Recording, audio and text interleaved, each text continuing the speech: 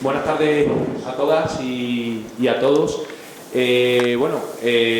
fin, después de 3 largos años, de 2 veranos sin poder celebrar por motivo de la pandemia el alcalde de Zalamea, por fin damos el pistoletazo de salida a la 27ª edición de nuestro teatro, de la joya de la corona en materia cultural y por supuesto, pues estamos súper emocionados, ilusionados y arrancamos esta edición con este acto que es un acto que también quiero aprovechar el año en el que estamos, que es el año 22, que también celebramos una efeméride muy importante que venimos celebrando en Zalamea de la Serena durante todo este año, que es el 5º centenario de la muerte de Elio Antonio de Nebrija.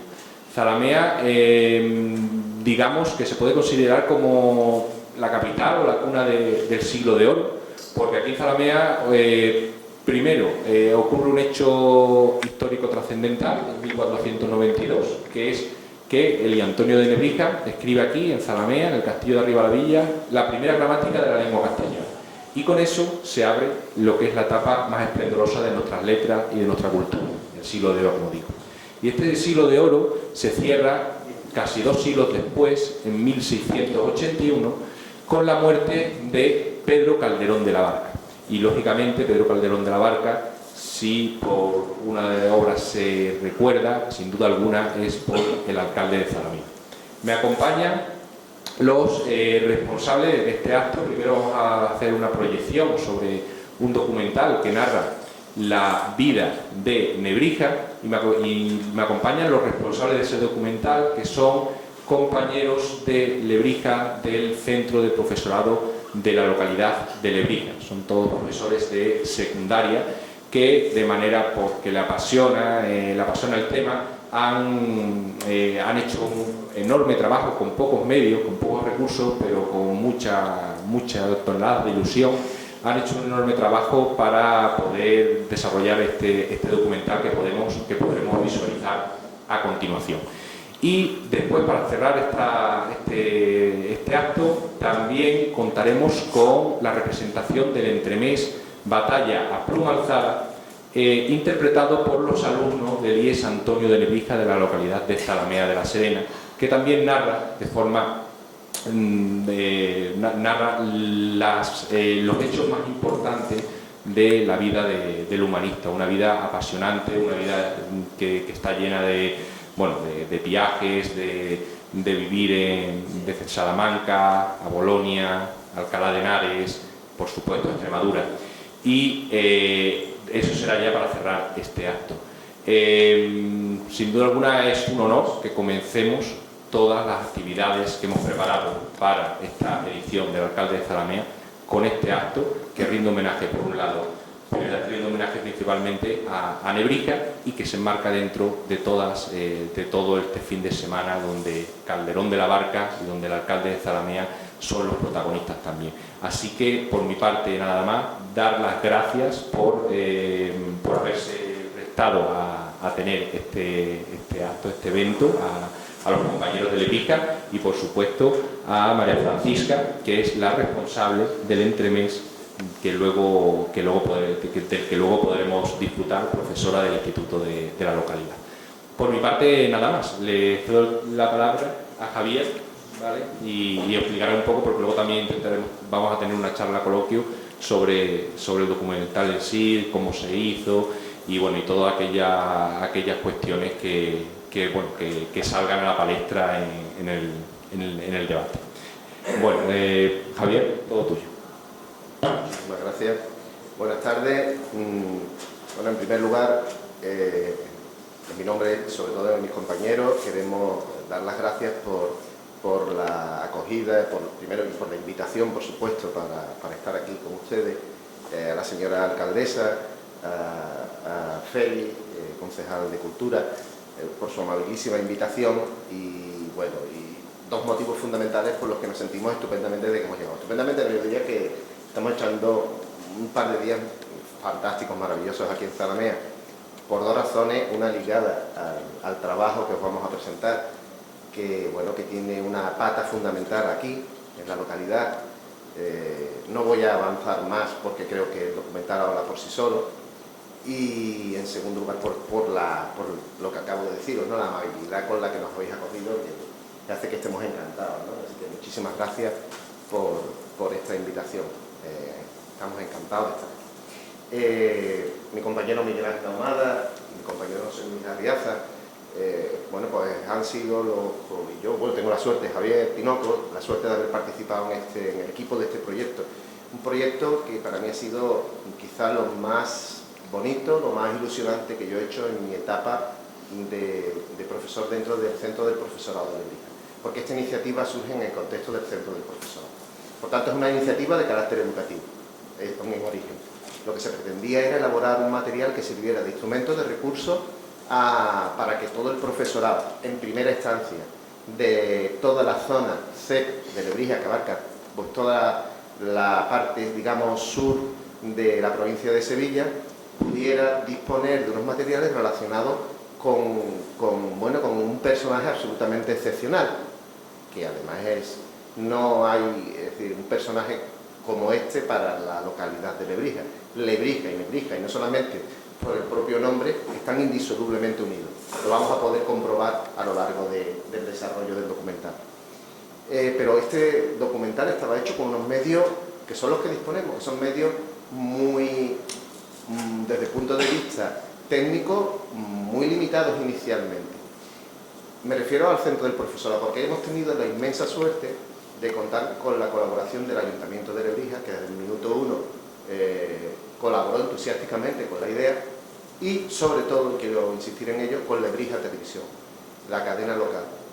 Y lo digo porque es de justicia insistir en que José Luis, que es realizador de la cadena, ha sido un elemento clave. Al igual que Miguel Ángel, que ha sido el verdadero cerebro del proyecto, como ahora veréis, José Luis Arriaza ha sido el factor técnico fundamental, porque ha puesto a nuestra disposición unos medios técnicos dentro de las posibilidades de la cadena que en circunstancias normales no hubiéramos tenido en absoluto. Entonces, gracias a ellos, tanto a Miguel Ángel sobre todo y a José Luis, el documental, que no deja de ser una iniciativa, repito, de tipo educativo, es lo que vais a poder comprobar, ¿no? Así que yo quiero darles personalmente las gracias por haberme permitido colaborar en este proyecto. Y ya me estoy hablando más de la cuenta, porque me dijeron que tiendes a enrollarte, así que yo prefiero que directamente, si ellos quieren indicar alguna cosa antes de empezar, pero solo quiero deciros que empezó como un proyecto enfocado directamente en la educación, pero después nos dimos cuenta que podía quedar como que tiene ciertos valores también para poder tener un objetivo más divulgativo, y creemos que así ha sido, al menos en el contexto de Lebrija. Por eso nuestro interés es que se divulgue y se extienda lo máximo posible, porque creemos que es accesible, digamos, a todo el público, no solamente a un público circunscrito a los centros educativos. Y ya, si queréis, pues le doy la palabra a Miguel Ángel, que puede comentar algo de la idea original. Brevemente, si no extendemos demasiado, ¿no? En principio, bueno, también creo que se nos ha olvidado el tintero a Pedro Martín Maños, por supuesto, ¿no? Al personaje también, en este caso, que habla, ¿no? Ese erudito sobre el personaje de Julio Antonio, que, bueno, ese gran libro, ¿no? que ha hecho y con el que muchos de nosotros nos hemos guiado a través de ese libro del personaje, ¿no? Y hemos sabido cada vez más cosas del personaje de Julio Antonio. Así que, bueno, en principio, como bien ha dicho Javier, era un proyecto de una charla al uso para profesores, y le dimos una vuelta, un vuelco a esta idea, y creímos conveniente que aprovechar, ¿no? el recurso de que Pedro Martín Maños podría asistir a Lebrija un fin de semana, y a partir de ahí pues hicimos este documental que creíamos que era quizás también le íbamos a dar más juego, daba más juego a los centros educativos y a la población en general. Así que sin más dilación yo creo que podríamos ya, si quiero, Francisco, algo. Yo prefiero que vean la obra. Después sí que es verdad que después, si queréis, podemos hablar sobre la figura de Antonio, una charla coloquio y nada más. Muchísimas gracias.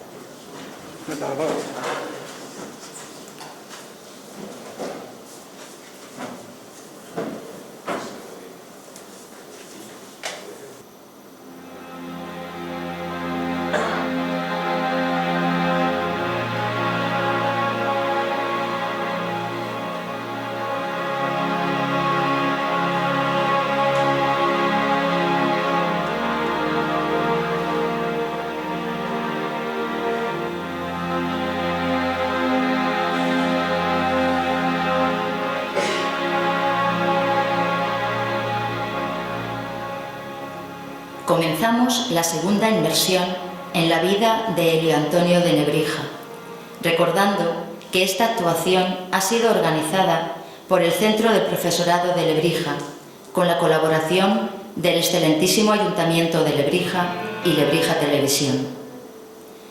Descubriendo a Nebrija tiene como finalidad contribuir al diseño y desarrollo de actividades didácticas en los centros educativos que permitan al alumnado conocer a nuestro insigne humanista, Antonio de Nebrija.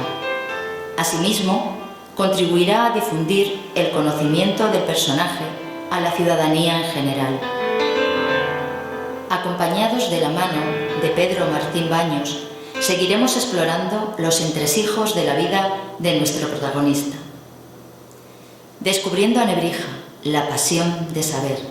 Segunda parte.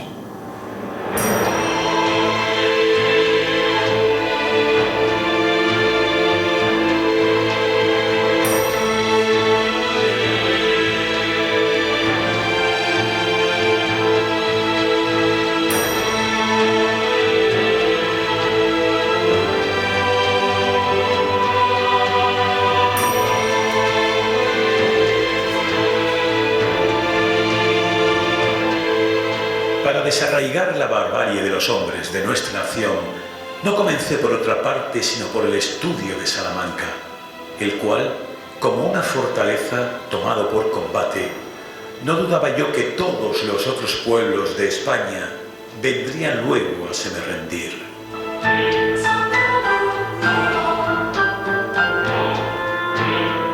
Donde, teniendo yo 2 cátedras públicamente salariadas, lo cual antes de mí aún ninguno alcanzó, cuánto provecho hice 12 años leyendo. Otros lo juzgarán mejor y más sin pasión, a lo menos sentirlo han los venideros.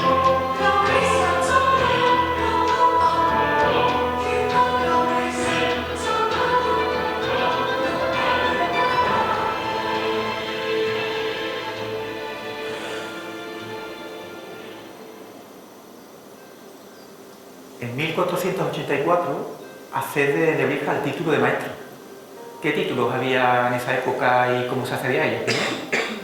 Pues en principio el primer título era el título de bachiller, que equivaldría, el nombre se ha mantenido, equivaldría al bachillerato de hoy. Por eso hemos comentado antes que Nebrija en realidad empieza como profesor de instituto y la traslación sería la de profesor de instituto. El bachillerato, que era ese primer título, se podía sacar, o era necesario sacarlo, en la Facultad de Artes, que tenía una serie de materias asociadas, pues, filosofía natural, filosofía moral, un poquito de gramática, un poquito de geometría, un poquito de lo que llamaban las matemáticas, astrología incluso, un poco la cultura general de la época. Y una vez que uno conseguía ese título, pues era bachiller en artes, lo cual no era decir gran cosa, es decir, la mayoría de los alumnos se retirarían después a sus pueblos pues con el título de bachillerato que les permitiría encontrar un empleo en la administración a nivel regional, a nivel local, ¿no? Posteriormente, una vez cumplido ese bachillerato, tenía la opción de, mediante unos exámenes, acceder a la licenciatura.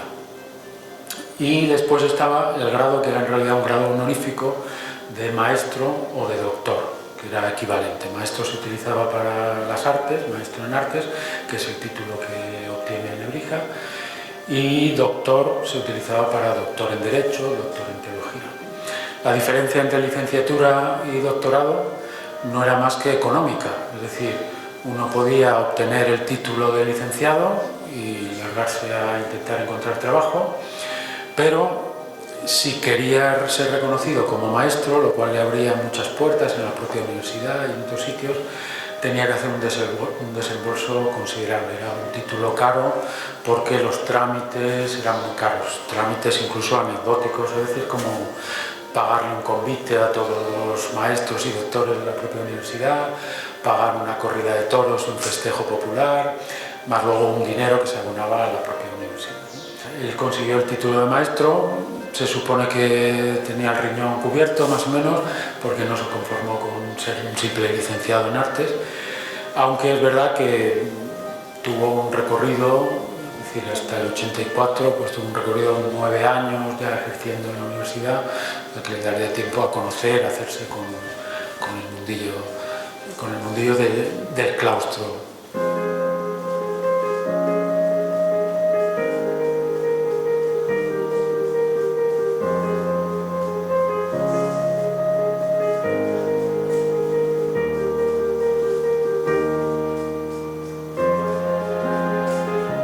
Además de sus logros filológicos, Nebrija fue pionero en trabajar con la imprenta en Salamanca.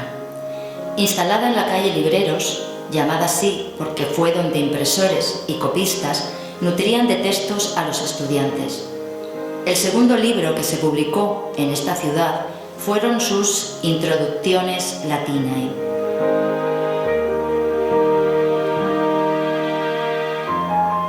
Tanto su hijo, Sancho de Nebrija, como su nieto, Antonio de Nebrija, se hicieron impresores, y la mayoría de los incunables publicados en Salamanca fueron de Nebrija o de autores de su círculo.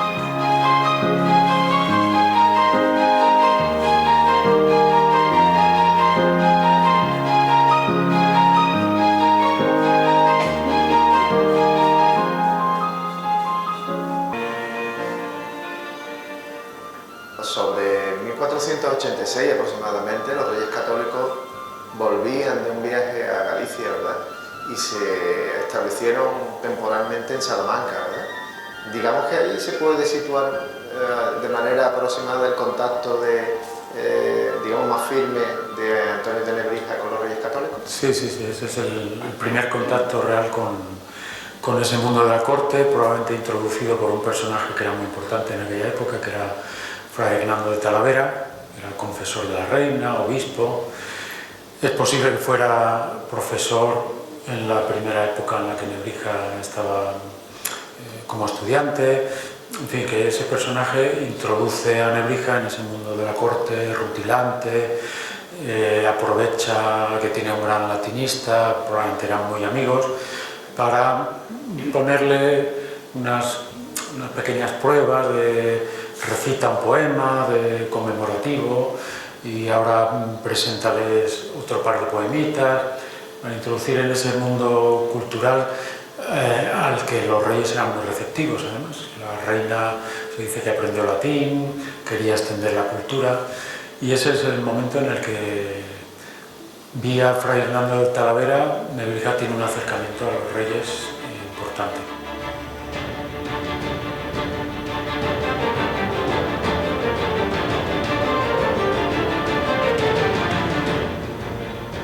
Célebre y trascendente es la audiencia en la que, acompañado de Fray Hernando de Talavera, Nebrija presentó a la reina Isabel una muestra de la gramática sobre la lengua castellana. 6 años antes de su publicación, Nebrija había ya esbozado el esqueleto de una gramática para su lengua materna, y hemos de suponer que la labor, aún inconclusa, estaba tan avanzada en 1486 como para disponer de unas cuantas páginas, dignas de ser enseñadas nada menos que en palacio.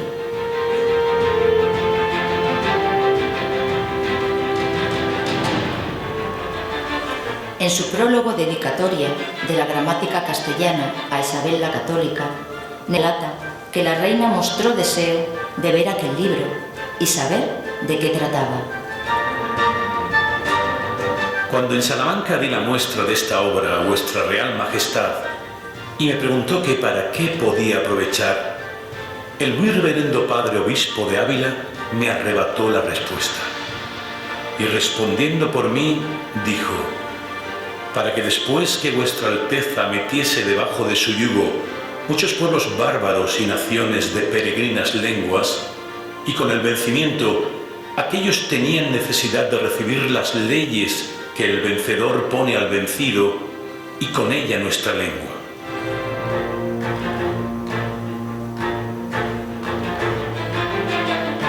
Me ha movido escribir esta arte el considerar que siempre la lengua fue compañera del imperio, y de tal manera lo siguió, que juntamente comenzaron, crecieron y florecieron, y después juntamente fue la caída de entrambos.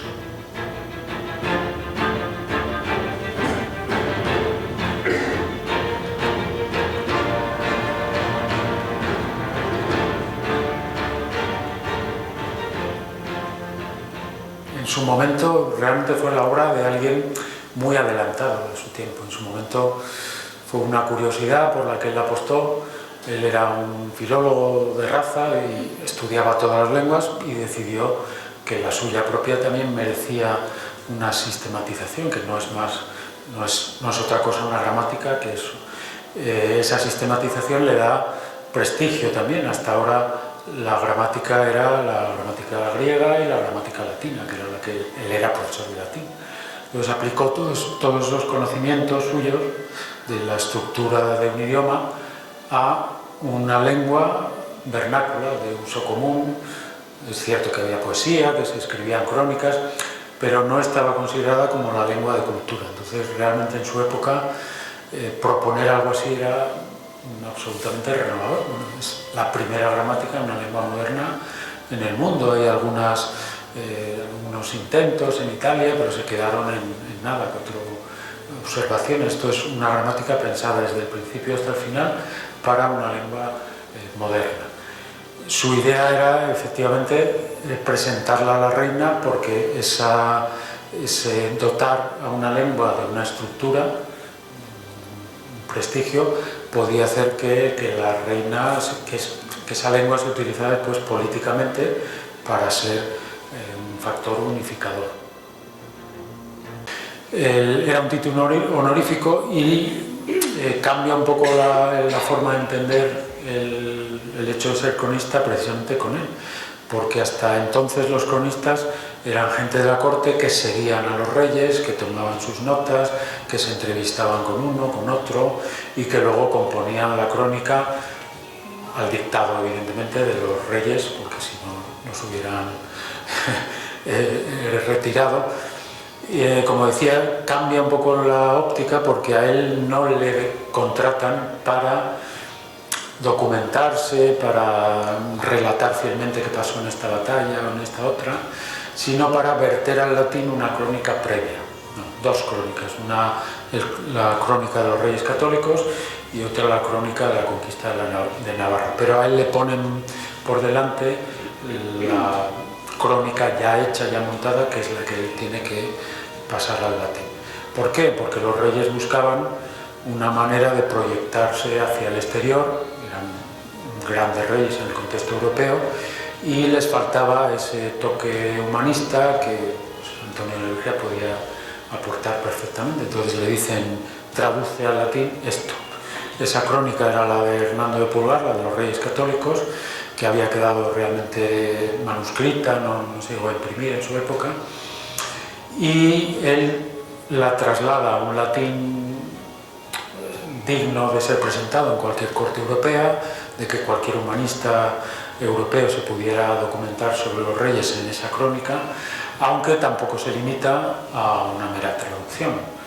Conociendo al personaje, mete su cazo allí donde puede, y hay partes que son exclusivamente suyas.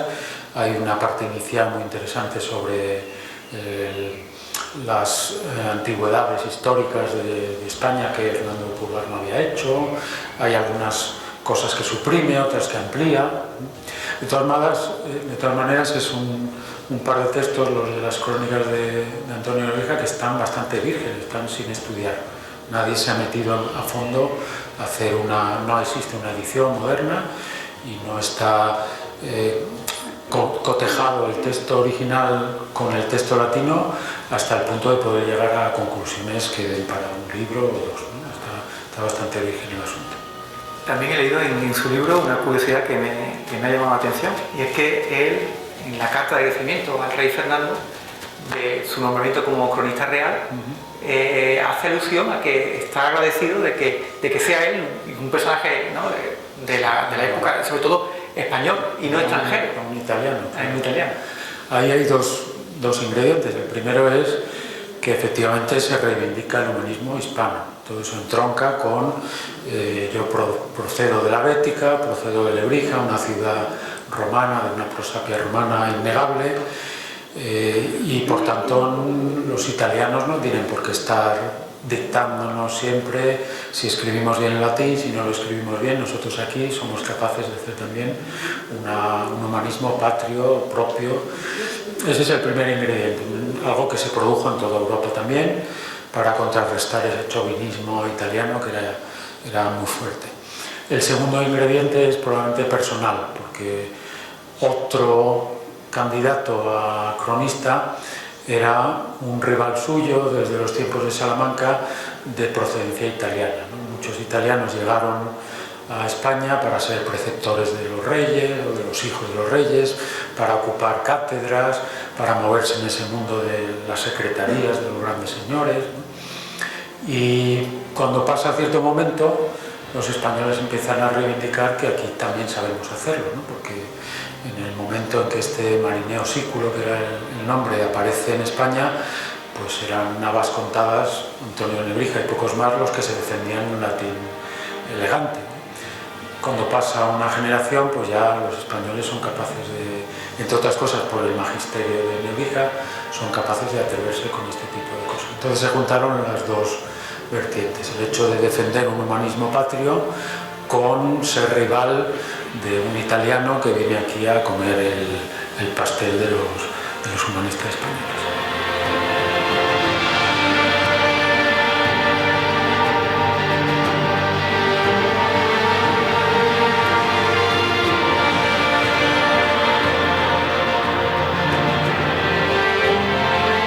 Para el edificio que tenía comenzado, harto grandes y firmes cimientos había echado.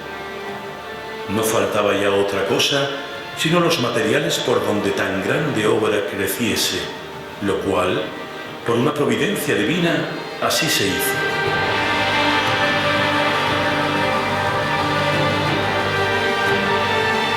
Don Juan de Zúñiga, maestre de la Orden de Alcántara y luego cardenal arzobispo de Sevilla, que había sido discípulo de nuestro autor, le brindó la solución. El maestre le dijo que dejase resueltamente las clases, que él le proveería de lo necesario. En la repetición que leyó en Salamanca el año 1506, dice Nebrija, refiriéndose a sus relaciones con el maestre. Como éste me solicitaba de continuo, con beneficios y promesas, para que me fuese con él y formase parte de su familia, interrumpí por espacio de 19 años las tareas escolares y me consagré enteramente a su servicio. En Extremadura vive Nebrija casi 20 años al amparo de don Juan de Zúñiga. ¿A qué se dedica en esos 20 años? Se dedica a lo que todo investigador pasado y futuro querría dedicarse, a sus estudios patrocinados, abandona la docencia y bueno, pues el motivo, la excusa es enseñarle latín al propio maestre, pero bueno, en el fondo el maestre era un chaval jovencito al que la madre le había conseguido esa colocación en los puestos más apetecibles de la política de aquella época, con unas rentas, un patrimonio enorme, y el muchacho tenía ciertas inquietudes y se rodea de una corte de sabios que incluía a Nebrija. En realidad hay muchos más que forman parte de esa corte, pero claro, Nebrija es el más conocido de todos ellos. Y el maestre pues les da a todos un retiro dorado donde pueden dedicarse a los estudios sin más problemas. Hay que acompañar al maestre en ciertos viajes, pero dentro de esa sujeción a enseñarle latín o acompañarlo a determinados sitios, pues todo el tiempo del mundo para poder dedicarlo a sus estudios. De hecho, ahí, en esos casi 20 años, hemos dicho, es donde se fragua toda la obra importante y los cimientos de la obra posterior de Nebrija, sencillamente porque tiene tiempo para estudiar. Ahí es donde lee sistemáticamente a todos los clásicos, los anota, donde crea el germen de los diccionarios. La gramática ya la había hecho, es por eso que era famoso y lo habían reclutado, digamos, pero él tenía más proyectos y quería hacer un diccionario que fuera una especie de diccionario enciclopédico, recogiendo cada término, cómo sale en este autor, cómo sale en este otro, ¿no? Entonces toda esa labor sistemática de estudio de un autor, de otro, es de esa dedicación al estudio sin demasiados problemas, sin tener que prepararse clases, en fin, lo que hacemos los profesores que nos dedicamos a la investigación también, que ya nos gustaría que un magnate viniera a patrocinarnos los estudios, ¿no? Ahí es donde se produce también la decantación hacia los estudios bíblicos, sencillamente porque tiene tiempo para hacerlo.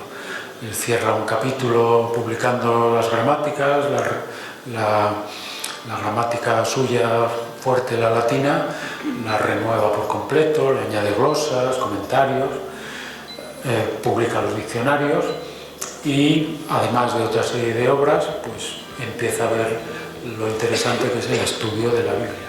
Y ese es el momento en el que empieza a estudiarla también, porque sencillamente tiene tiempo.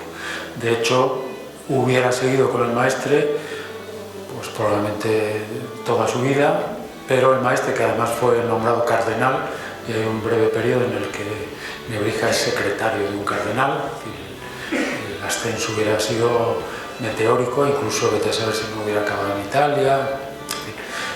No ocurrió porque el maestre con 40 años murió de forma inopinada en un viaje a Guadalupe, y él se vio, después de casi 20 años, pues con la necesidad de procurar el sustento familiar otra vez, y tuvo que volver a Salamanca, en fin, y reanudó su faceta de profesor y catedrático, cuando con el maestre pues se había acostumbrado a la vida muelle del investigador que tiene el sustento resuelto.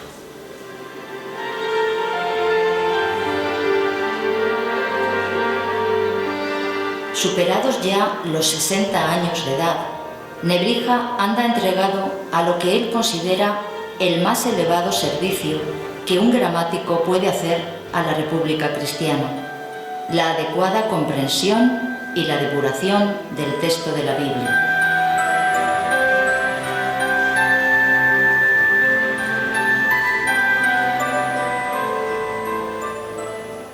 Bueno, pues estamos aquí en la parroquia de Santa María de la Oliva, la joya de la arquitectura de Lebrija, ¿no?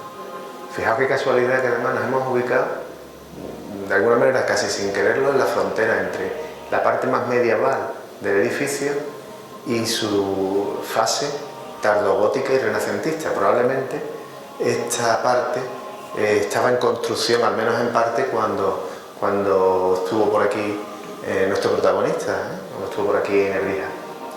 Y eso yo creo que es un buen momento para hablar de los estudios de Elio Antonio en materia de la Biblia, ¿no? Que están muy ligados a su relación con el cardenal Cisneros, ¿no, Pedro? Sí. Nebrija había empezado a estudiar el tema de la Biblia antes de conocer a Cisneros incluso. La idea es que es bastante coherente en su programa de reforma del conocimiento.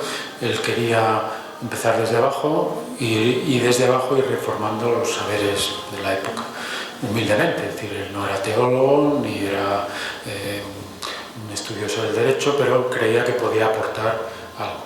Entonces, cuando le llega el turno de estudiar los libros eclesiásticos, y evidentemente la Biblia en el centro, pues ¿qué es lo que puede él aportar? Pues el hecho de que la Biblia está escrita en latín, pero no es el lenguaje original el latín. Es decir, la Biblia en latín, que se iba utilizando siglos y siglos, no dejaba de ser una traducción.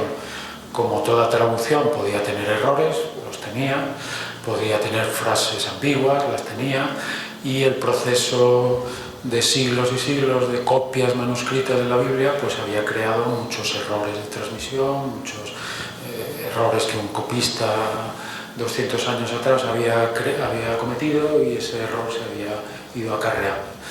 Es decir, el propósito suyo es limpiar el texto latino de la Biblia, teniendo en cuenta, es decir, su su planteamiento no lo discute nadie hoy, teniendo en cuenta que ese texto de la Vulgata que se llamaba, ese texto no era más que una traducción. Había que acercarse a los textos originales, contrastarlos y ver si se podía mejorar y si se podía simplemente limpiar. El planteamiento de Cisneros, que es el gran impulsor de una Biblia políglota en la Universidad de Alcalá, era limpiar en lo posible ese testimonio histórico que es la Vulgata, que en parte se debe a San Jerónimo en el siglo IV, limpiarlo, asearlo, sanarlo, es decir, y editarlo junto con las lenguas originales. El proyecto de la Biblia políglota es ese, ¿no? Hacer una edición dirigida sobre todo a los especialistas y a los teólogos y a todos aquellos que quieran acercarse con garantías al texto de la Biblia.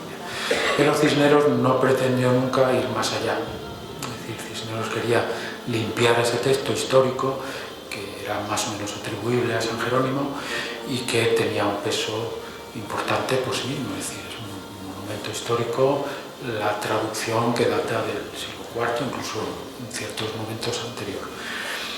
Algunos, como Nebrija, pensaban que se podía ir más allá. Es decir, está muy bien mantener la Vulgata, limpiarla en lo posible, pero cuando San Jerónimo se equivoca, que es posible, no, posible no, se equivocó varias veces, pues se podía eso decir de otra manera. ¿Por qué? Porque si la lengua original no era el latín, era mucho más coherente, incluso desde un punto de vista teológico, más fiel a la verdad evangélica, a la verdad del Viejo Testamento, ir a la lengua original. Si la lengua original, el hebreo, dice esto, pero lo que interpreta San Jerónimo no deja de ser una interpretación errónea, pues la palabra de Dios será más bien el original y no la traducción intermediaria de San Jerónimo. Era un equilibrio difícil porque al fin y al cabo los biblistas modernos lo saben, la Vulgata tiene mucho peso y hay veces en las que tiene tanto peso que puede estar transmitiendo la verdad. Pese a lo que digan, es un asunto complicado, porque el mundo de las lenguas bíblicas es muy complicado, pero a veces la Vulgata tiene razón, pese a que, por ejemplo, en hebreo o en griego haya otra cosa, ¿no? Porque se solapan distintas versiones a lo largo de los siglos. Pero también es verdad que no deja de ser un producto histórico de determinado siglo y que la razón a veces está en las lenguas originales, en el hebreo y en el griego. Entonces, él aprende su poquito de hebreo, su poquito de griego, no es especialista en ello, y propone una revisión más concienzuda, más completa del texto de la Biblia. Y además has dicho que era una cuestión difícil y delicada. Difícil y podría traer problemas. delicada. Y de hecho, Nebrija tuvo problemas, ¿no? Claro, hay que pensar pues, que el simple acercamiento a los judíos, que eran los depositarios de la cultura hebrea, lógicamente, que hasta 1492 vivían perseguidos, pero vivían, estaban en cada ciudad, pueblo más o menos importante, había una comunidad judía a la que uno se podía acercar. Pensar que acercarse a los judíos en busca de la verdad de la Biblia, eso iba a agradar a todo el mundo, pues era ser muy ingenuo, ¿no? En la Iglesia había distintas sensibilidades. Cisneros era un hombre, en este caso, con una mentalidad abierta, pero también había gente que no, mero acercamiento a los judíos, que era una raza perseguida y odiada, pues eso era sospechoso de herejía directamente. A Nebrija le toca bregar con el momento en el que el inquisidor general, que probablemente además había sido compañero suyo de estudios, y vete a saber incluso si no había alguna rencilla de tipo personal que se retuerta ayer atrás, pues este inquisidor general, Fray Diego de Deza, durante un periodo de tiempo se siente además con las manos muy libres para actuar y promueve muchos procesos inquisitoriales, y en ese momento además Nebrija se le pone en el punto de mira, porque unos años atrás le había enseñado, yo creo que es justo el momento en el que conoce a Cisneros, en Zalamea, viviendo en Extremadura, pasa por allí la corte y está documentado que estaba Cisneros, probablemente yo creo que es el primer contacto que él tiene con Cisneros, pero estaba el inquisidor también. Entonces, justo en ese momento se da a conocer que Nebrija está estudiando el texto de la Biblia. El inquisidor le ve esos papeles, se los manda mostrar y se los requisa, diciendo que esos papeles no pueden, ese camino está vedado para él y que si él quiere seguir por ese camino tiene que presentar sus conclusiones ante una comisión de teólogos, en fin, una cosa seria. Pero años después, cuando probablemente el inquisidor se había olvidado de este asunto, Nebrija, ya en Salamanca otra vez, decide publicar ese cuerpo de observaciones que en realidad son muy inocuas, pero claro, desde el punto de vista de un inquisidor, ¿no? Es decir, pues esta palabra está equivocada, o esta palabra significa esto y no lo que se pensaba que significaba. Son observaciones, ya digo, que hoy en día pues serían notas al pie en cualquier Biblia con aparato crítico, sin mayor trascendencia, muchas de ellas correctas y sin ningún problema. Pero en aquella época tocar el texto latino de la Biblia pues era muy peligroso. Entonces, Deza llega a sus oídos que ese gramático al que le había requisado los papeles resulta que ahora los está llevando a la imprenta en Salamanca, monta en cólera y le planta un proceso en toda regla, del que probablemente salió bien parado por mediación de Cisneros. Hay unas circunstancias históricas en las que, en fin, fue un periodo de un par de años, acababa de morir la reina Isabel, se juntó un poco todo y Deza se vio con esas manos libres, pero ya enseguida también le empezaron a parar los pies desde la propia corte, y ese momento de declive de Deza, unido a la buena labor, la intervención de Cisneros, es lo que le libró de un proceso que, hombre, podría haberle jugado una mala pasada. Era un proceso como profesor, es decir, no eran, a veces se mezclan las ideas. Nebrija es muy difícil que hubiera acabado en la hoguera, por ejemplo, pues como otros campesinos que decían que no creían en Dios y esas cosas. Pero claro, perder la cátedra, perder la fama, perder el prestigio, ese tipo de cosas. La hoguera no, pero si se hubiera puesto tonto y pertinaz, entonces también. Es decir, que era un mundo complicadillo para... Él siguió adelante a pesar de todo. La protección de Cisneros hizo que justo un año después de haberse incoado el proceso, él escribiera una apología, se llama, una defensa de sus estudios bíblicos, que no dejaba de ser atrevida también. Y esa defensa de los estudios bíblicos se puede leer todavía hoy y contiene, extrapolando, digamos, a nuestra época, contiene una defensa de la libertad de cátedra, de opinión, de expresión.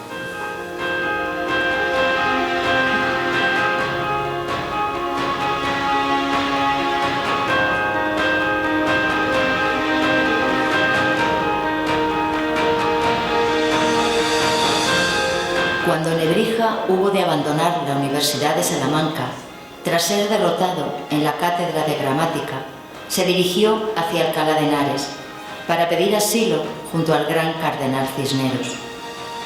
Nebrija no pudo disimular su dolor y salió indignado de Salamanca, exhalando amargas quejas.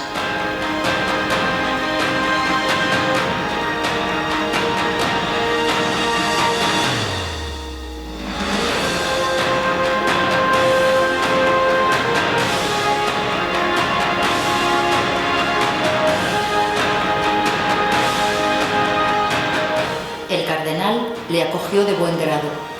De esta manera se iniciaba la última etapa de su vida, en que quedó ligado de una manera muy flexible a la universidad, pues el propio Cisneros le había dado permiso para que leyese lo que él quisiese, y si no quisiese leer, que no leyese.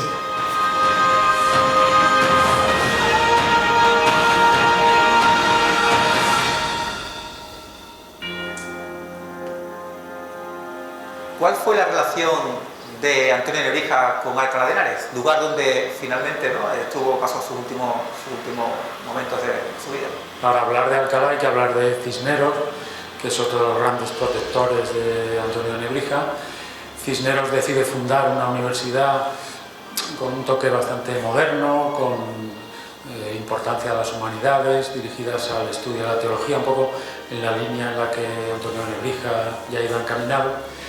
Y Nebrija, que va y viene toda su vida en Salamanca, Extremadura, pues hay un momento en el que decide sumarse al equipo que reúne allí en Alcalá Cisneros, ligado fundamentalmente a la edición de la Biblia políglota. Finalmente Nebrija se apea del proyecto de la políglota por discrepancias filológicas que no le enemistan con el grupo de biblistas, y cuando sale escaldado de Salamanca la última vez, porque en fin, no le dan la cátedra a la que él aspiraba, fue un berrinche que él tuvo, fue acogido de nuevo en Alcalá, donde se le procuró un tratamiento pues casi de gran santón de las letras, porque ya era un hombre anciano que había prácticamente hecho toda su carrera, y Cisneros lo acoge. Aún así él es acogido como profesor y termina su carrera profesional allí, publicando y al mismo tiempo dando clases.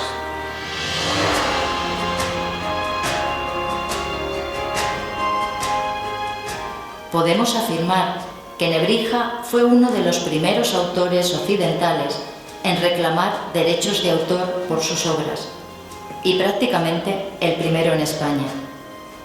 Todo ello varios siglos antes de que se aprobaran en Europa las primeras normas de protección de estos derechos, ya que la que se considera tradicionalmente una de las primeras es la conocida como Estatuto de la Reina Ana, que se promulgó en Inglaterra en 1710.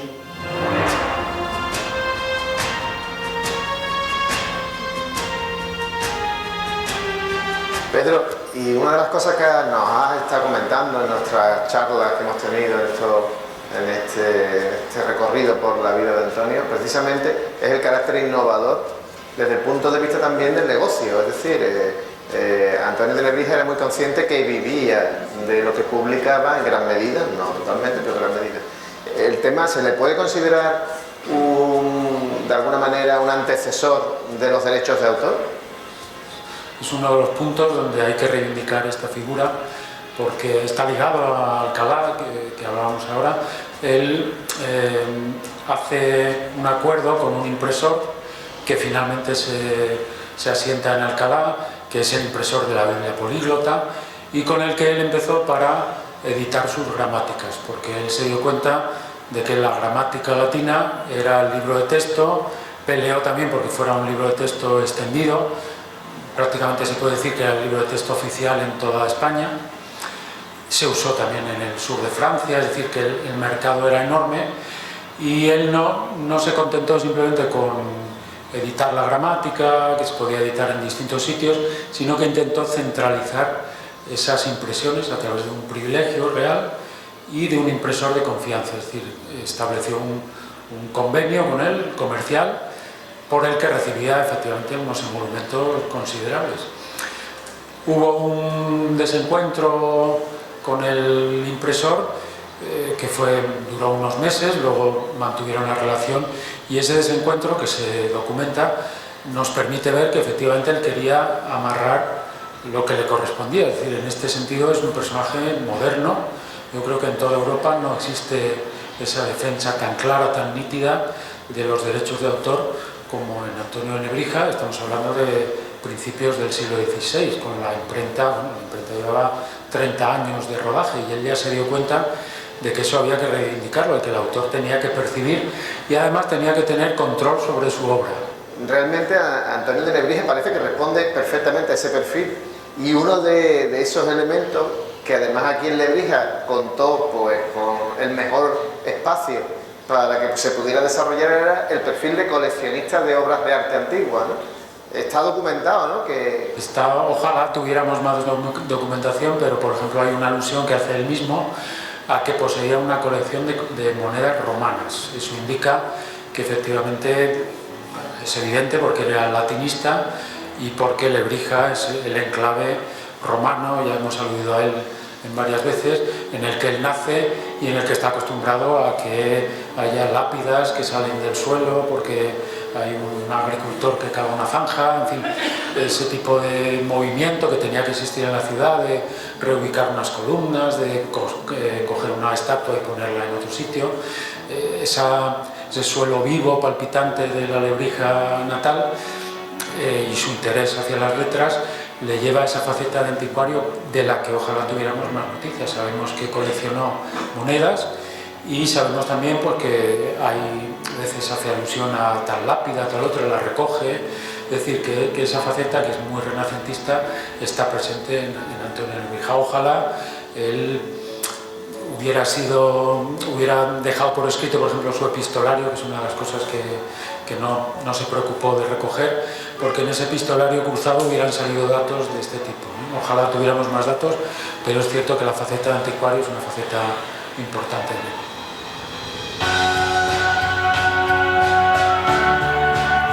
El maestro Elio Antonio de Nebrija murió en Alcalá de Henares el día 2 de julio de 1522.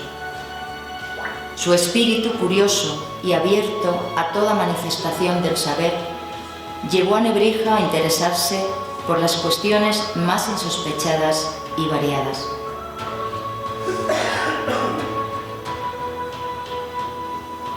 Antonio de Nebrija muere en Alcalá de Henares en 1522, precisamente un 2 de julio. Pero, ¿qué vinculación tuvo realmente con Nebrija? ¿Y cuántas veces visitó a su patria chica? Bueno, la última pregunta realmente es difícil de determinar. Sabemos que vino, Sevilla lo visitó varias veces, está documentado en algunos casos.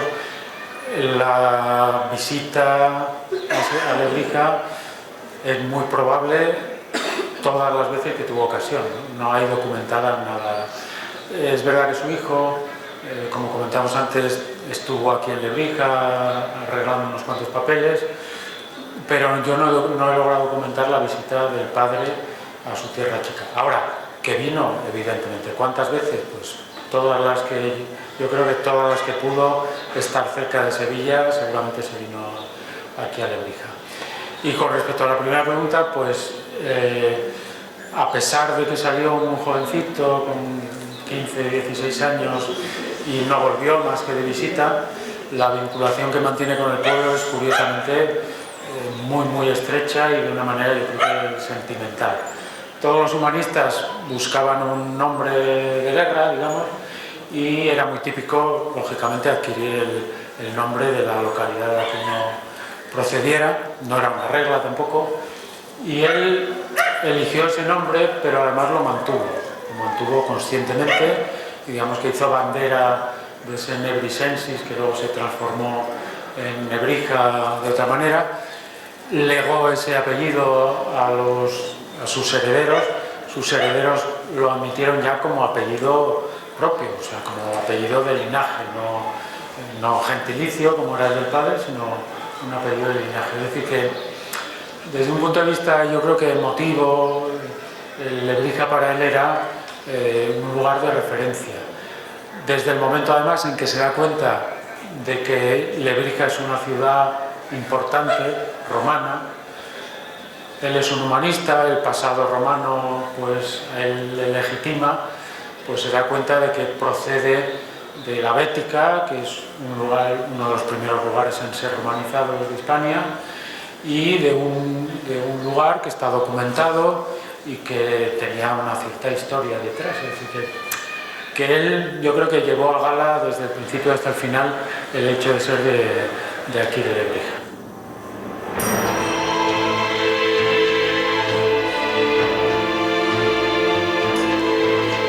En su tratado De Liberis Educandis hallamos recogidas las ideas de Nebrija sobre la educación y la enseñanza. Hablando del maestro o preceptor, dice cosas como esta: tenga el maestro entrañas de padre para con sus discípulos y piense que al entregarle sus hijos lo han puesto los padres en su lugar. El preceptor debe ser grave, pero no melancólico, afable, pero no dicharachero, porque lo uno le haría aborrecible y lo otro despreciable. Tenga cuenta el maestro al principio con la debilidad y rudeza de los niños. Acomódese a su paso y a su capacidad y no los cargue demasiado. Con los niños sucede lo que con las vasijas de cuello estrecho. Para llenarlas Hay que echar el líquido muy poco a poco. Si se las quiere llenar de golpe, cae todo fuera. Su inquietud científica fue asombrosa, porque no solo revolucionó la filología clásica y puso los sólidos pilares de la española, sino que estudió y publicó trabajos en el campo de la historia, de las matemáticas, de la cosmografía, del derecho, de la medicina, de la pedagogía.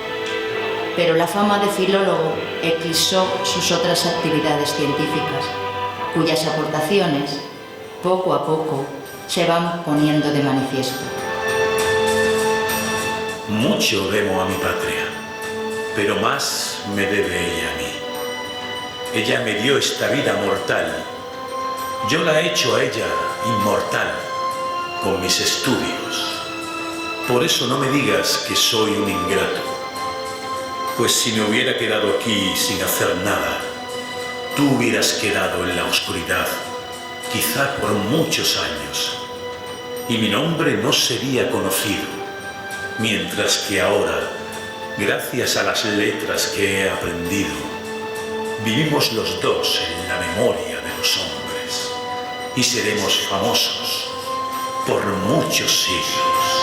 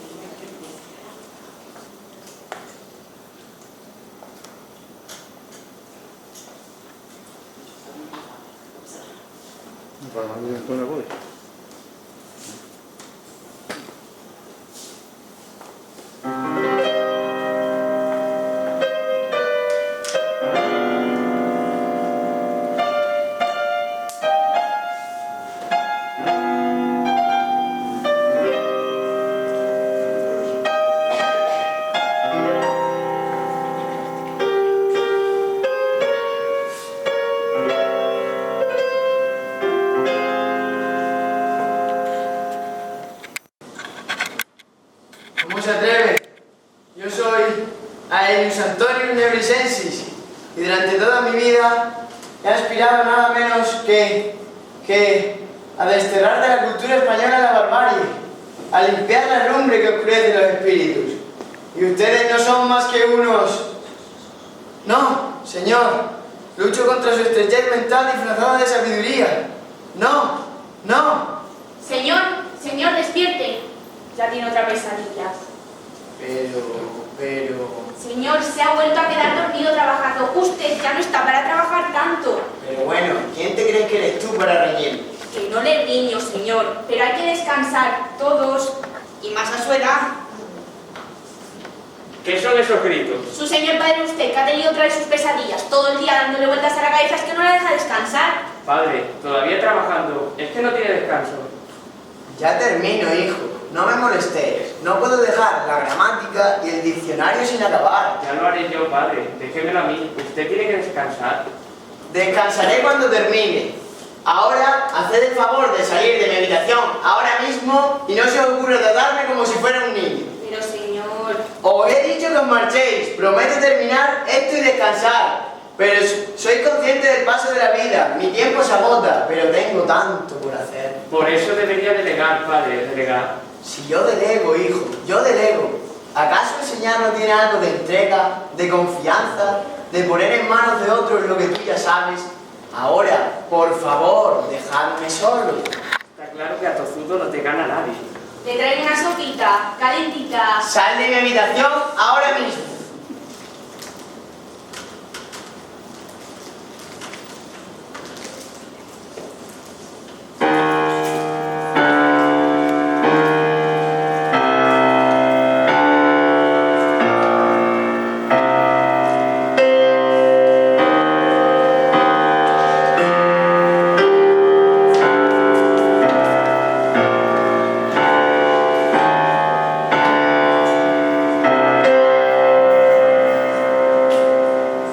Maldita criada, ¿cómo te voy a decir que me dejes en...?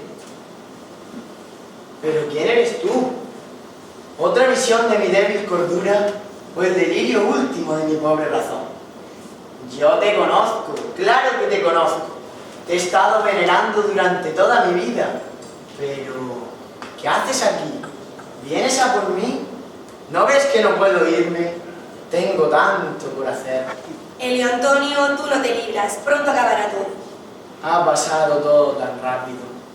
Sí, pero tú eres afortunado, serás recordado siempre y admirado. La historia dará cuenta de tu vida. Ha pasado todo tan rápido. Muéstrame mi vida. Luego nos iremos definitivamente.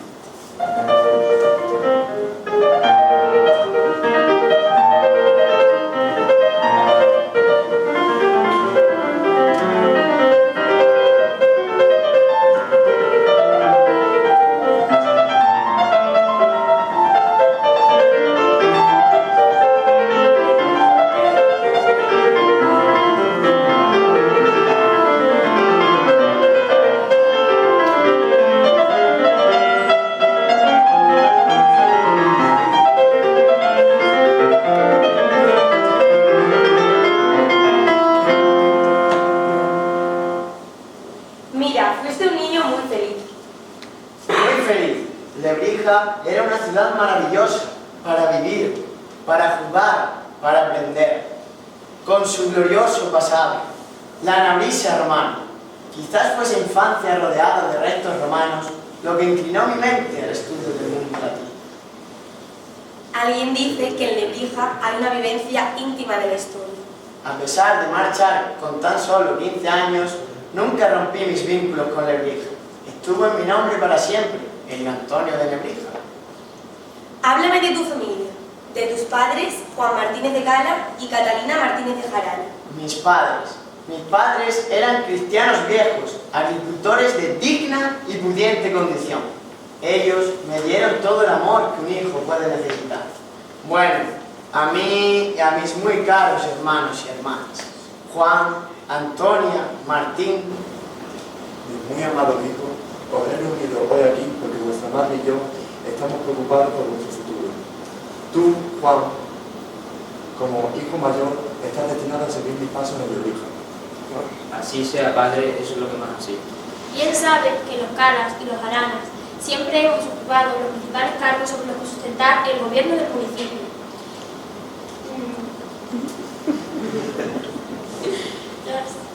A ello me entregaré con todas mis fuerzas, prometo no defraudar. Y tú, Antonio, como secundón, con un ingenio vivaz y un gusto por las letras, podría ser bachiller, hombre de leyes, o clérigo. Haría bien en encaminar tus pasos hacia la iglesia, conmigo.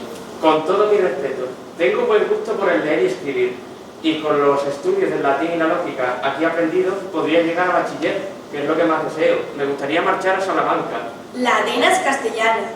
Así lo hice, aunque siempre orgulloso de haber aprendido las letras latinas en la Bética. La Bética fue la primera de todas las regiones hispanas en adaptarse a las costumbres y lengua de los romanos. Ya lo dijo Estrabón. Amé profundamente esas tierras. Todo el mundo se sabe de memoria tu poema dedicado a los encantos del hogar.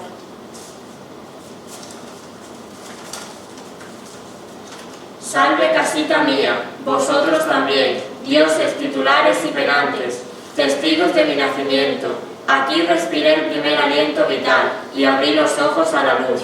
Aquí mamé la primera leche y recibí las primeras caricias de mis padres. Aquí estaba la cuna en que dormía.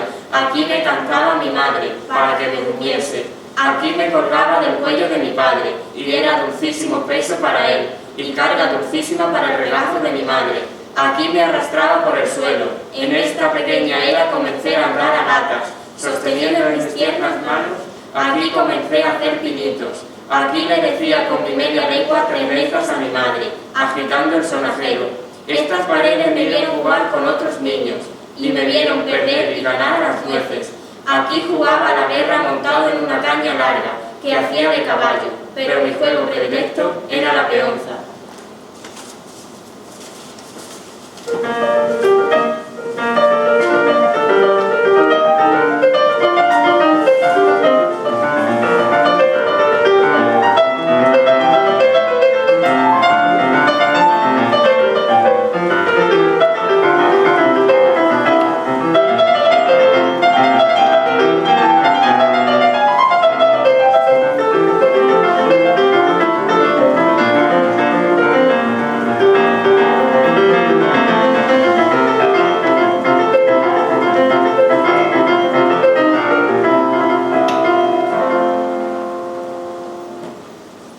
No perdiste el tiempo en Salamanca, ni en tus estudios, ni en tu promoción social.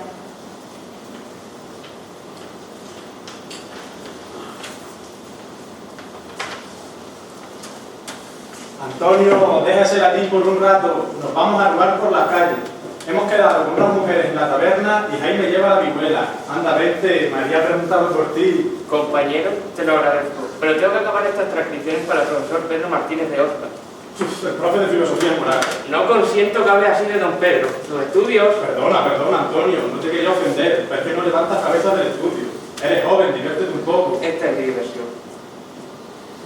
Y mientras los bachilleres se divertían, tú labrabas tu futuro como hombre de letras y conseguías una beca para ir a Italia, nada menos que a Bolonia. Así es, fui allí con 19 años para quedarme 8. Bueno, hay quien dice que no agotaste la beca y que solo estuviste 5 años. ¿Me metes? 5, 8, ¿qué puede importar eso? Lo importante es que allí leía a todos los autores latinos y a mi vuelta a España todos se maravillaban con la soltura y la naturalidad con la que yo los manejaba. ¿Y si bien ibas con estudiar teología? Y lo hice, yo estudié teología. Que sí, que hombre, pero lo cierto es que te pudieron las letras, la retórica, ¿o no? Pero sigamos, ¿volviste? Sí, por invitación del muy sabio varón don Alonso de Fonseca, arzobispo de Sevilla. Volví para ser preceptor de su sobrino Juan y enseñarle la lengua latina. Estuve a su servicio durante 3 años, y una vez llegada su muerte, aunque lloroso y triste, fui libre otra vez. Fue entonces cuando me embarqué en la idea de desarraigar la barbarie de los hombres de nuestra nación.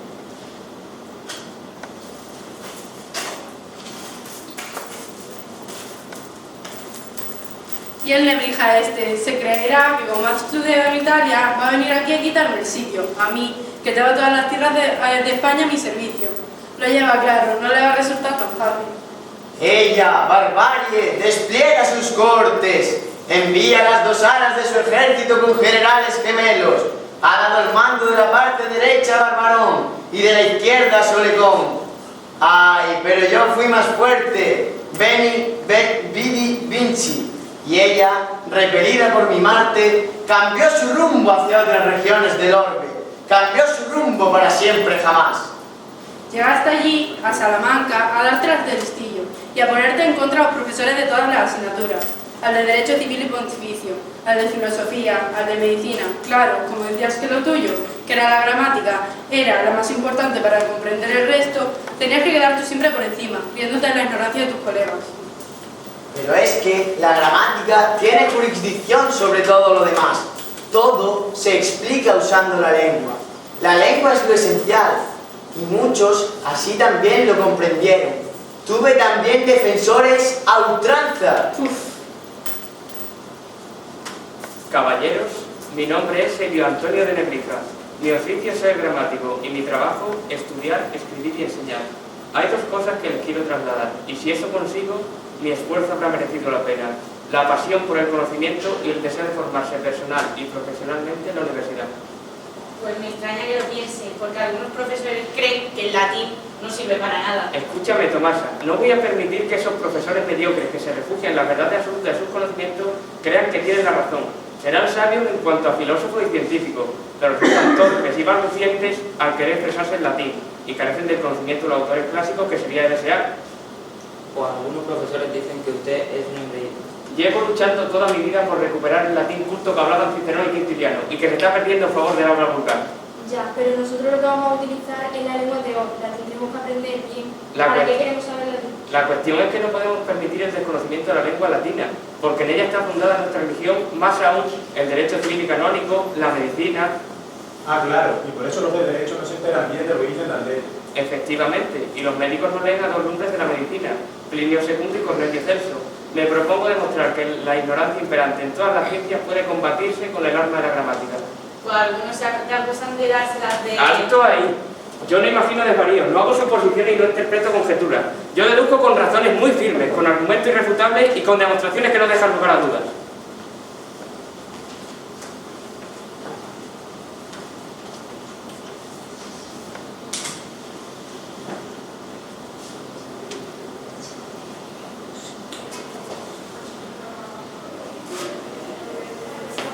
Excelencia, son muchos los que me preguntan cada día aquello mismo que yo muchas veces sin pensar. ¿Cuál de las cosas fuera más honesta y más provechosa en la República? Si enseñar gramática en el estudio de Salamanca o gozar de la familiaridad y dulce conversación de vuestra muy ilustre y grande señoría, don Juan de Zúñiga, aquí en los hermosos campos de Zalamea y en su espléndida biblioteca. Estas tierras y esta pasión, amigo mío, las heredé de mi madre, doña Leonor de Pimentel. Siempre he vivido rodeado de libros, y allá donde se plantaba mi corte me los llevaba. Es mi gran deseo recibir de ti clases de latín, que es la llave de todas las ciencias. Aceptadas me parecen vuestras palabras. ¿Y modernas? Tendremos clases de gramática, y el coloquio será nuestro motor. No vendré aquí a dar una perorata magistral, sino a mantener un animado y vivaz intercambio de preguntas y respuestas. Maestro, ¿podrían mis hermanas recibir clases de latín de usted? Es verdad que son mujeres, pero eso no quita que tengan un gusto por las letras del saber. Señor, yo valoro el amor por el conocimiento, sea cual sea su procedencia, lengua o cualquier otro condicionante nacional, religioso, cultural o sexual. Sus señoras hermanas de usted serán muy bienvenidas, hágaselo saber. Pues mire, a vos le propongo, al igual que le propuse a otros sabios y letrados, abandonar sus tierras y venir aquí en busca de refrigerio y remuneración, además de ganar en ocio para escribir alguna que otra letra que aprovechen no solo los de hoy, sino también los que queden por venir. Así lo hice, como quiera que instruir a don Juan, a sus hijos y a algún eventual mancebo, poco tiempo ocupaba de mis días. Fue entonces cuando resolví en consagrar el resto en impartir lecciones públicas de gramática.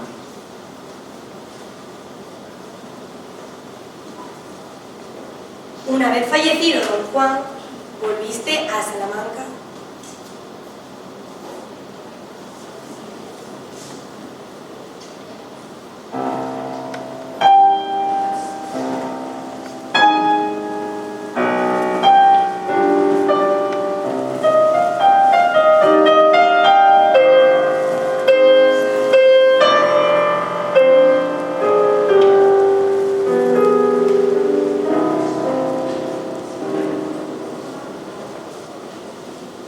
Una vez fallecido don Juan, volviste a Salamanca y a tus estudios, pero la vida aún te deparaba algún que otro contratiempo y discusiones.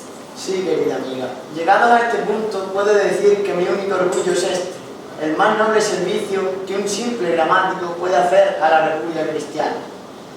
La justa y cabal comprensión de los textos bíblicos, y así lo hice, de manos de Cisneros. ¿Pero se te acusó? ¿E incluso tuviste algún encuentro con la Inquisición? ¿Y quién no? Todos aquellos de nosotros que, guiados por el amor al saber, ahondamos en el misterio de los textos bíblicos que soportan nuestra religión. Fuimos perseguidos, y muchos más que vendrían después. Todos sufrimos esa servidumbre que ancló a nuestro país en el atraso y la ignorancia. Pero, ¿acaso no puede el sabio, respetando la piedad, decir lo que piensa? ¿Qué digo decirlo? No se nos ha permitido siquiera escribirlo, escondidos entre los muros de nuestras casas, o metidos dentro de un hoyo para susurrar en él nuestra verdad. La barbarie nos ha perseguido implacable hasta la tumba, incapaz de apagar la luz del conocimiento, que nunca se apaga. Y ahora mis fuerzas flaquean. Necesito descansar. No dejéis que se apaguen.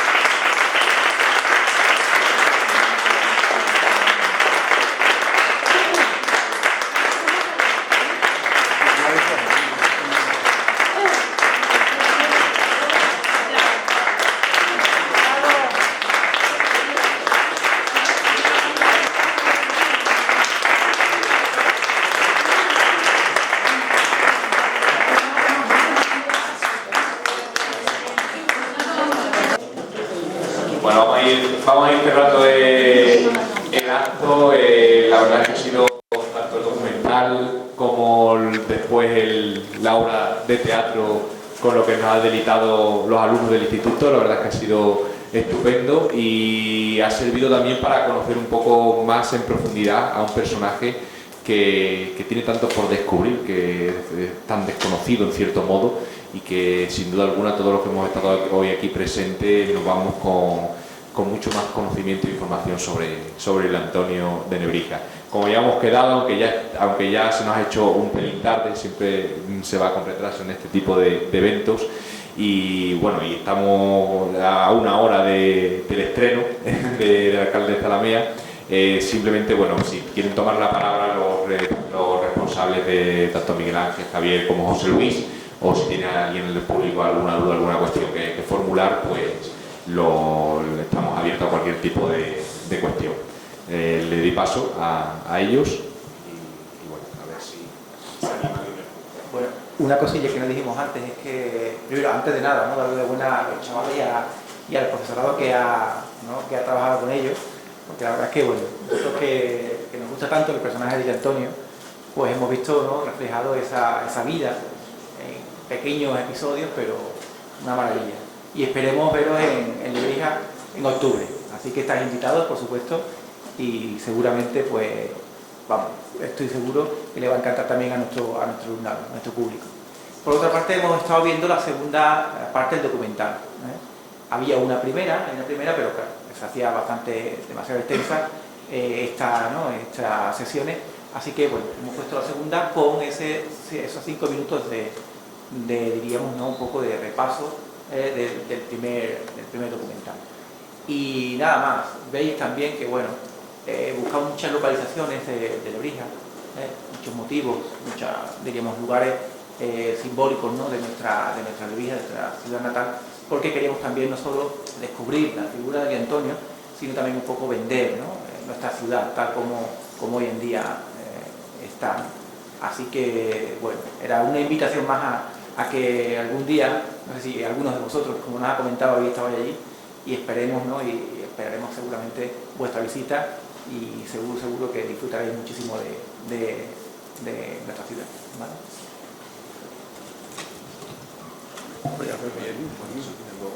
¿Algo que añadir? No, yo solamente que reiterar las gracias. Bueno, estoy encantadísimo. Enhorabuena a todo el alumnado que habéis participado en la obra. Me ha parecido maravilloso y sobre todo también al profesorado que ha participado, que sé que es un duro trabajo, que sé que estáis aquí presentes. Bueno, pues de verdad que enhorabuena porque aparte de que el texto me parece, la adaptación es magnífica, la selección de los momentos es estupenda y sobre todo la valentía, ¿no?, de enfrentaros aquí, que bueno, no es un teatro, y la cercanía al público, que eso efectivamente. Así que sabiendo la dificultad que eso tiene, enhorabuena y de verdad a mí me ha parecido encantador, de verdad, la obra. Así que de verdad que os merecéis y por supuesto encantadísimo de que vayáis por Lebrija, disfrutaremos muchísimo. Y por otra parte quería, simplemente sé que no queremos alargarnos mucho más porque sé que vamos mal de tiempo, pero José Luis, desde el punto de vista de cómo fue, a lo mejor alguna cuestión técnica, el proceso de elaboración, pues muy brevemente os quería, lo tiene aquí, comentar algún detalle, ¿no?, del proceso de trabajo con el documental. Buenas noches. Bueno, yo no soy tan parlante como los que me han precedido, pero bueno, yo quería también felicitar al grupo de teatro porque la verdad que incluso viendo después el documental hemos visto bastantes aspectos que en el documental se reflejan. Entonces, bueno, la verdad que enhorabuena porque merece la pena y bueno, lo que han dicho ellos, que esperamos que vengáis a Lebrija porque seguro que el público de Lebrija le va a encantar. Bueno, por otro lado, contar un poco, bueno, que han sido documentales los que hemos realizado desde el CEP de profesores con la colaboración de Lebrija Televisión.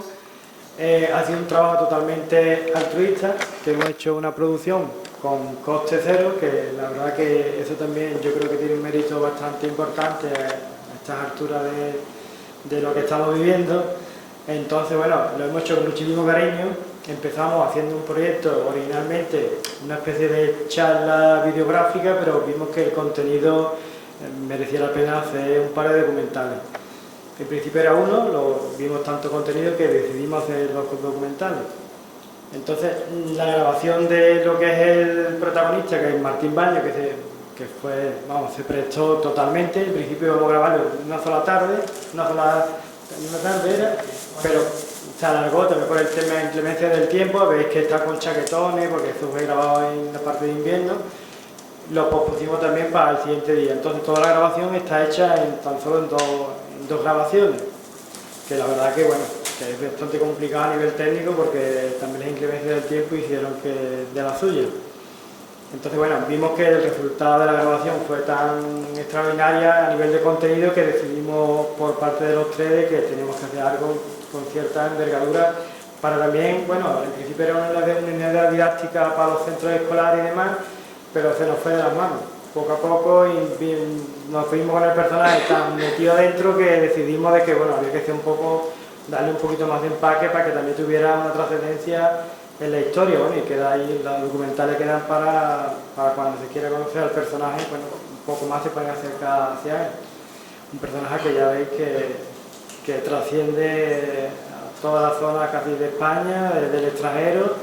Entonces, bueno, también desde Lebrija Televisión agradecemos bastante, bueno, yo por mi parte, porque yo estoy en contacto con ellos, muchísimo el haber contado conmigo, porque para mí también ha sido una experiencia. Yo no conocía el personaje, yo tampoco soy de Lebrija, y la verdad que me he quedado flipado porque es un personaje que es muy desconocido y la verdad que merece la pena de lo que hemos hecho para que también la gente lo conozca, también en Lebrija, que también era muy desconocido, y yo creo que también con trabajos como este, bueno, pues es un poco más conocido y bueno, le damos también más importancia realmente a lo que es importante, la cultura, ¿no?, que es lo que sustenta a todos los pueblos. Si no hay cultura, no hay avance tampoco. Entonces, bueno, por mi parte nada más y agradeceros la paciencia de haber estado aquí, hemos empezado un poco más tarde y demás. Entonces, bueno, muchas gracias por estar aquí también. ¿Vale?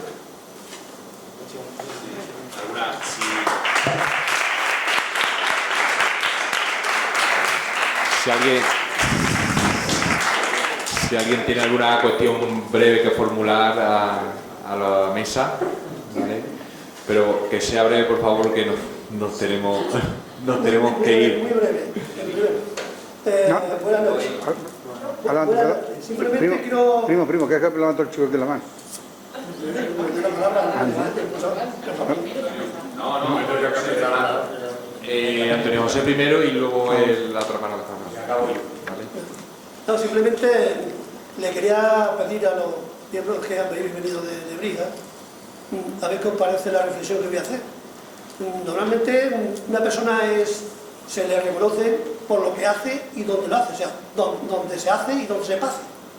Yo creo que, ya lo dije en una comunicación en el Congreso Internacional de Lebrija, y mi comunicación terminaba con un deseo y una reivindicación.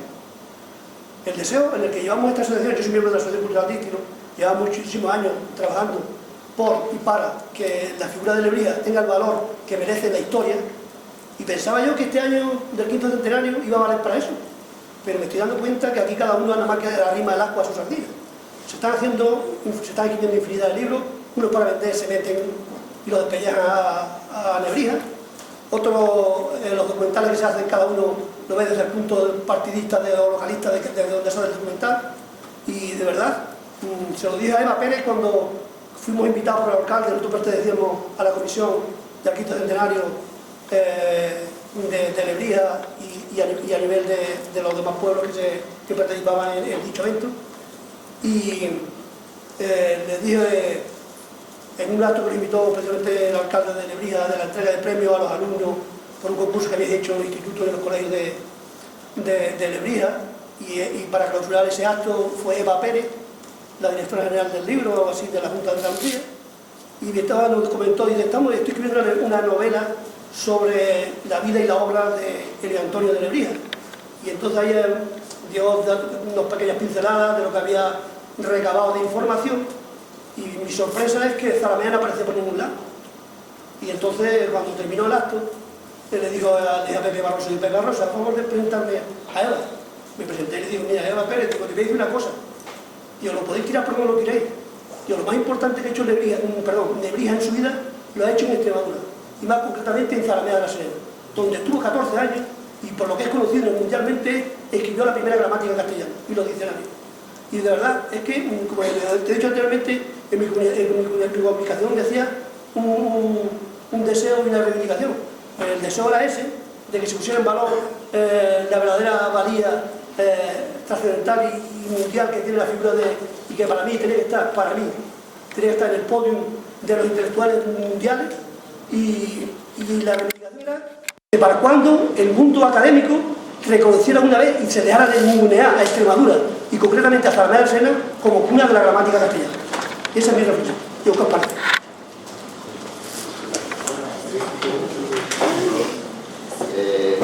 Completamente de acuerdo con ustedes en que estamos hablando de el humanista por excelencia español. Es decir, yo creo que no hay la menor duda.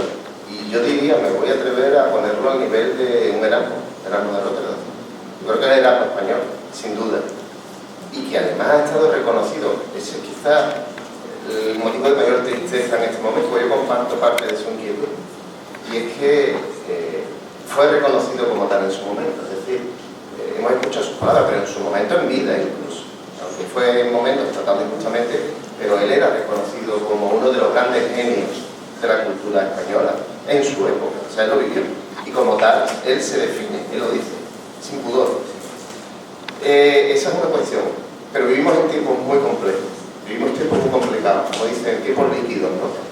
Y retomar la figura después de un tiempo de olvido, porque usted y yo lo hemos visto probablemente en el colegio, nosotros nos hablaban de Lebrija, pero nosotros hablamos con nuestros alumnos, con nuestro alumnado, y le preguntamos, pero bueno, no solamente nos van a decir que no saben, no tienen absolutamente ni idea de quién es, porque ya no aparece para nada en los temarios, sino que hablo con mis compañeros más jóvenes y compañeras más jóvenes y me dicen que no tienen ni idea de quién es Antonio de Lebrija. Ese tema es para pensar. ¿Y qué ha ocurrido con el personaje y qué está ocurriendo con la cultura, en este caso con la gramática, algo tan fundamental y esencial, ¿no?, de la lengua española? Sobre todo con la importancia, esto no es chauvinismo, con la importancia objetiva que tiene la obra del personaje. Yo no quiero referirme ya a aspectos vitales, que es interesantísimo, sino objetivamente su obra, que sigue siendo una obra de referencia, además, que todavía se sigue utilizando como gramático. Han pasado 500 años, Bien, estoy completamente de acuerdo. Algunas veces nosotros esa inquietud, los tres cuando preparábamos el documental, decíamos, bueno, ¿va a servir realmente para algo? ¿Va a tener utilidad práctica? Bueno, pues yo lo he visto es una cosa. Nosotros nos consolábamos pensando que por lo menos, que podría ser una gotita de agua en ese inmenso océano donde se hacen otras iniciativas y que algo va a quedar. Yo le puedo decir que una de las iniciativas que ha habido en el CES de Lebrija, bueno, el localismo, me parece un tema importante que se plantea. Evidentemente, los documentales que nos planteamos surgen en el contexto de nuestra comarca, de Lebrija, y surgen en el contexto de Lebrija, obviamente por una razón, porque es un personaje absolutamente de referencia en Lebrija. Y entonces, cuando nos ponemos a trabajarlo, yo creo que la propia inercia de su inmensa labor hace que lo que ahí sale no puede ser algo local, en el sentido peor del término. Es decir, nosotros no renunciamos a postularnos claramente que es un documental hecho desde Lebrija, pero no es un documental hecho para Lebrija. No sé si eso queda claro cuando ustedes lo escuchan, y que sin duda la referencia de Zalamea, y con esto no quiero alegrarles los oídos porque ustedes saben perfectamente de lo que estamos hablando, que Zalamea es fundamental en la obra de Antonio de Nebrija, eso es totalmente indiscutible. Y el propio Pedro lo dice, es decir, la gramática se gesta aquí. O sea, tienen ustedes la extraordinaria suerte de vivir en el lugar donde se hizo la primera gramática del castellano, la primera de una lengua romance. O sea, me parece a mí me pone orgullo de punta. Yo no tengo mucho más que decir. No sé si... Pasamos. Por favor. Que quiero agradecer al pueblo de Lebrija, hombre, que por ejemplo, yo sé que Lebrija sí lo quiere, para eso somos hermanos, somos hermanas. Y de hecho, tenemos en el obelisco una de las caras está dedicada a Zalamea, con el chapó y muchas gracias. Bueno, muchas gracias, Antonio. No sé, siguiente pregunta por ahí atrás. Hola, soy Alejandro y mi pregunta es la siguiente. ¿Cómo hizo Antonio de Nebrija para conservar los libros antes de la ley que se hizo en Inglaterra durante el reinado de Isabel? ¿Y con qué acciones?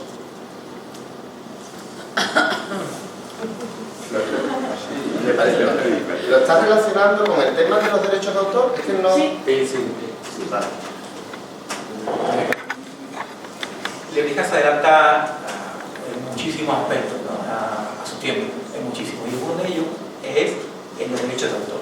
Él ve que es un filón, él ve que tiene en sus manos digamos una herramienta fundamental de hacer dinero, además, de publicar sus libros, de hacerlos cada vez más accesibles a la cultura, y ve también un filón para económico, para decir, mira, puedo ganar dinero con las publicaciones, y por supuesto tengo a un editor, a un impresor, que era solo, creo que era único, tenía firmado un contrato con él, y además era un director real, ¿Cómo se llama? Un privilegio real. Entonces, él a partir de ahí pues vio que incluso sus hijos vivieron durante mucho tiempo de las obras del padre. Entonces se adelanta con otros aspectos a 100, 200 años a esa primera ley que conlleva esos derechos de autor. Muchas gracias. Nada, gracias por la pregunta. Y bueno, y cierra Damián. Bueno, buenas tardes, noches ya. Soy Damián Gil, presidente de la Asociación Cultural Dictilo. Solo daros la enhorabuena, yo sé que es la segunda parte, hemos visto la primera es más localista, es natural. Sí, claro. Está más enfocada a lo que es Lebrija, el pueblo de... Pero daros la enhorabuena, y segundo, ya se lo he dicho, que no lo sabía, que Antonio de Nebrija en Italia vivió de las fuentes del humanismo, y sobre todo de un humanista, Lorenzo Valla, que no hay que tenerlo aparte. Hablamos de Erasmo, de Rotterdam, pero en realidad con el que tuvo más afinidad fue con este hombre. yo rogaría que se estudiara la relación que tuvo, me la han preguntado más de 2 personas, qué relación tenía con este hombre, ¿sabes? Y la tercera, deciros que aquí y en este pueblo, desde que en el año 1992 celebramos los actos que están en la puerta, está puesto la lápida, de la gramática, nosotros tenemos a Nebrija, Antonio de Nebrija, como uno de nosotros, por los años que estuvo aquí, que nosotros estamos luchando desde, fijaros, en el 1994 empezamos la obra de teatro y en el 92 hicimos los actos, estuvo aquí Chencho Arias, estuvo el presidente de la Junta, Rodríguez Ibarra, el consejero, hubo una... que no tengáis, que tenemos la conciencia clara que nosotros somos nebrisenses, no por nacimiento, por adopción. Muchas gracias. Y antes de terminar el acto, bueno, primero que si quería tener un detalle, pues vamos de una placa conmemorativa de este año, de este quinto centenario de Nebrija, ¿vale? De la cuna de la gramática de la lengua castellana. Así que, bueno, espero que cada vez que lo vea le recuerde a este día tan especial. Y luego también unos libros que editamos, estamos en la 27ª edición del Alcalde de Zalamea. En el 25 aniversario editamos unos libros sobre la historia de la representación popular del Alcalde de Zalamea y le hacemos entrega también de estos libros responsables y por favor los alumnos del instituto que suban también y